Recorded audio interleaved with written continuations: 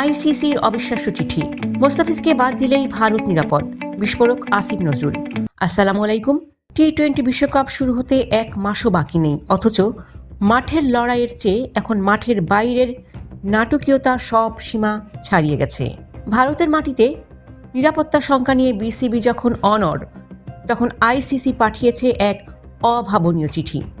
সেই চিঠির বিষয়বস্তু শুনে খোদ ক্রীড়া উপদেষ্টা আসিফ নজরুলও বিস্ময় প্রকাশ করছেন।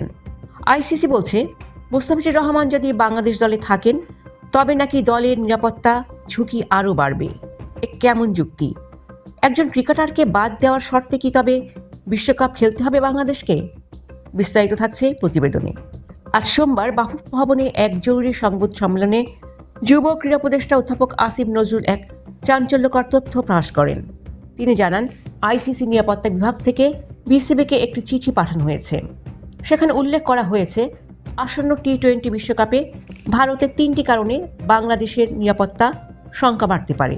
আর তার মধ্যে সবচাইতে বিতর্কিত কারণটি হল বাঁহাতি পেসার মোস্তাফিজুর রহমানের দলে থাকা। আইসিসির দাবি, মোস্তাফিজ স্কোয়াডে থাকলে তা পুরো দলের জন্য নিরাপত্তা ঝুঁকি তৈরি করবে।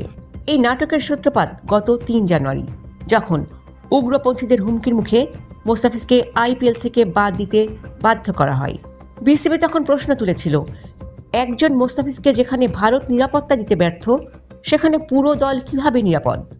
আইসিসি এখন সেই ঘটনার দায় বিসিবির উপরেই চাপিয়ে দিতে চাইছে।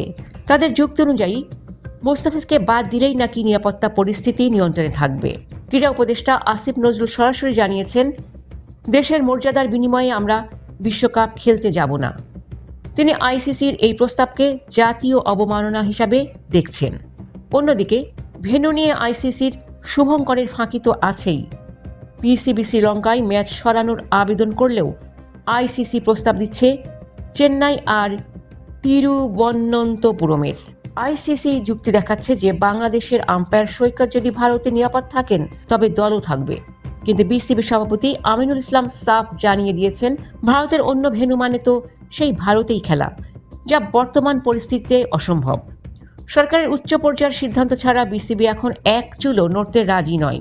মোস্তাফিজকে কি তবে আইসিসির আবদারে দল থেকে বাদ দেওয়া হবে, নাকি দেশের সম্মানের জন্য বিশ্বকাপ বয়কটের মতো কঠিন পথে হাঁটবে বাংলাদেশ?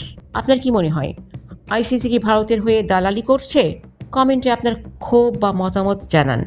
এই নজিরবিহীন সংকটের প্রতিটি মুহূর্তের আপডেট সবার আগে পেতে আমাদের চ্যানেলটি এখনই সাবস্ক্রাইব করে বেল আইকনটি বাজিয়ে দিন। ধন্যবাদ। আল্লাহ।